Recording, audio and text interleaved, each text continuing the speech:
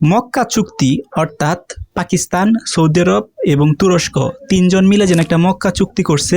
এই মক্কা চুক্তি হওয়ার পর এখন সবচেয়ে বেশি যেন চাপে আছে সেটা হচ্ছে ভারত। কারণ ভারত আর পাকিস্তানের কিন্তু একটা শত্রুতা আছে এবং যুদ্ধ মানে লাগবে এই একটা সিচুয়েশন কিন্তু অলরেডি চলমান আছে। এখন যেহেতু এই যে চুক্তিটা হয়ে গেছে, পাকিস্তান, সৌদি আরব, তুরস্ক তিনটা দেশ একত্র হয়েছে। এই মক্কা যে চুক্তি আছে সেখানে কিন্তু বলা আছে যে এই তিনটা দেশের মধ্যে যে কোনো অন্য কান্ট্রি যে কোনো একটা দেশের উপরে হামলা চালায় তাহলে এই তিনটা দেশ তাদের নিজের উপরে হামলা বলে বিবেচিত হবে। দ্যাটস মিন এখন যদি সৌদির উপরে কেউ হামলা চালায়, এটা কিন্তু পাকিস্তানে মনে করবো যে পাকিস্তানের উপরে হামলা চালানো হয়েছে এবং তুরস্ক মনে করবে তুরস্কের উপরে হামলা চালাইছে। তখন কি করবে? তখন এই তিনটা কান্ট্রি একত্র হবে এবং একত্র হয়ে কিন্তু এটা একটা স্টেপ নিবে। তো এখন চিন্তা করে দেখেন, এখন ভারত এইখানে কেন ভয় পাচ্ছে বা ভারত কেন চাপের মুখে পড়ছে? কারণ ভারত এবং পাকিস্তানের যে এখন টান উত্তেজনা আছে, সেটার মধ্যে যে মক্কা চুক্তি হয়েছে, এখন যদি ভারত কোনোভাবে ভারত এবং পাকিস্তানের যুদ্ধটা যদি এখন লেগে যায়, তাহলে কিন্তু পাকিস্তানের সাপোর্ট পাবে কার? সৌদি আরবের সাপোর্ট পাবে, তুরস্কর সাপোর্ট পাবে।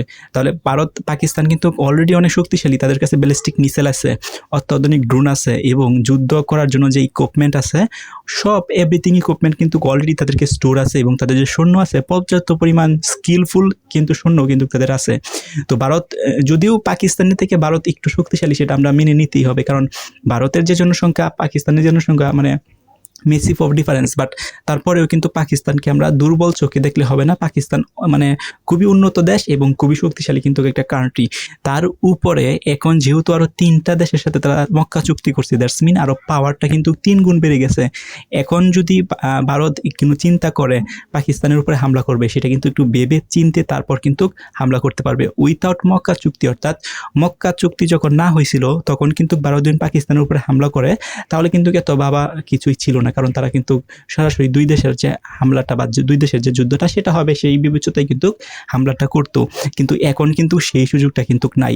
এখন জানে যে এখন যদি পাকিস্তানের উপরে ভারত হামলা করে বা কোনো প্রকার উত্তেজিত ক্রিয়েট হয়, তাহলে কিন্তু পাকিস্তানের পক্ষে নিবে তুরস্ক প্লাস সৌদি আরব। তখন কিন্তু পাকিস্তান আরো স্ট্রং হয়ে যাবে। সেদিক থেকে যদি আমরা চিন্তা করে দেখি, তাহলে কিন্তু ভারত অলরেডি কিন্তু প্রেসারের মুখে আছে।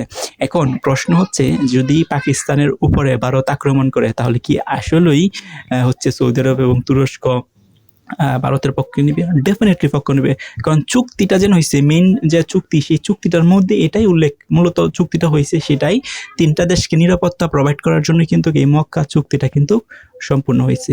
এখন এই যে মক্কা চুক্তিটা সম্পূর্ণ হয়েছে, সেটা কিন্তু পাকিস্তানের একটা পিওর মুসলিম কান্ট্রি, সৌদি আরবেও কিন্তু একটা পিওর মুসলিম কান্ট্রি এবং তুরস্কও কিন্তু একটা মুসলিম কান্ট্রি। যদিও অন্য ধর্ম সম্প্রচার মানুষ আছে, তারপরেও কিন্তু তুরস্কও কিন্তু মুসলিম কান্ট্রি।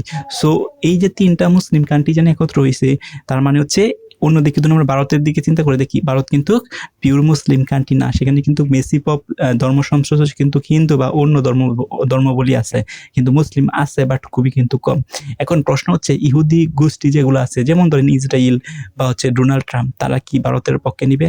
ডেফিনেটলি না, কারণ ভৌগোলিক অবস্থা যদি আপনি চিন্তা করে দেখেন, তাহলে কোথায় সৌদি আরব, কোথায় আমেরিকা, কোথায় ইসরায়েল, এটা কিন্তু কখনোই পসিবল হওয়া সম্ভব না। তারপরেও কিন্তু এটা হতেও পারে, বাট আপাতত দৃষ্টিতে রাজনৈতিক বিশ্লেষণে কখনোই ভারতের সাথে ডোনাল্ড ট্রাম্প একত্র হবে না, যুক্ত হবে না। কখনো ইসরায়েল বা ইহুদি অন্য যে কান্ট্রিগুলো আছে, তারা কিন্তু ভারতের সাথে একত্র হবে না। একটা বিষয় হচ্ছে, এটা এক নম্বর হচ্ছে ভৌগোলিক অবস্থা, অন্য বিষয় হচ্ছে তাদের যেন প্রিভিয়াস ইয়ার্স বা বিগত বছরগুলো যদি আপনি দেখেন, তাহলে ডোনাল্ড ট্রাম্পের সাথে কিন্তু মধ্যপ্রাচ্যের কান্ট্রিগুলোই বেশি ইনভলভ ছিল, বেশি বন্ধুত্ব ছিল। সো আপনাদের মতামত কি? কমেন্ট করে জানান।